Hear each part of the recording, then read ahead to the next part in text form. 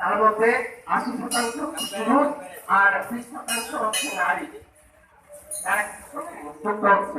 ইয়াবা, ফেন্সিডিল, গাঁজা, হেরোইন এগুলোর সঙ্গে যুক্ত হচ্ছে। আর ইদানিংকালে কি হচ্ছে, ইয়াবাটা কিন্তু আমাদের দেশে সহজলভ্য হয়ে গেছে। একসময় আমরা ছোটবেলায় শুনতাম কাশির ওষুধ বলে যেটা পরিচিত ছিল, সেই কাশির ওষুধ আসতো ভারত থেকে।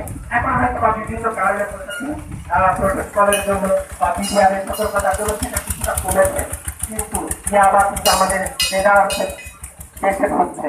শুধু আরেকটি তথ্য দিয়ে রাখি, সেখানে ঢুকছে কক্সবাজার সহ আরো অন্যান্য রুটে। এই আমাদের সোনাতলা উপজেলা এই ইয়াবা ব্যবসার বা ইয়াবা চলাচালানের যে একটা অন্যতম রুট হিসেবে পরিচিত, এইটা কিন্তু আমরা অনেকেই জানি না। জানে কারা জানে? প্রশাসনে যারা উচ্চতর পর্যায়ে আছে তারা জানে, উচ্চ পর্যায়ে নেতৃবৃন্দ যারা আছে তাদের নলেজ আছে, কিন্তু তারা কোনো ব্যবস্থা নেয় না। কেন নেয় না জানি না। বর্তমান সরকার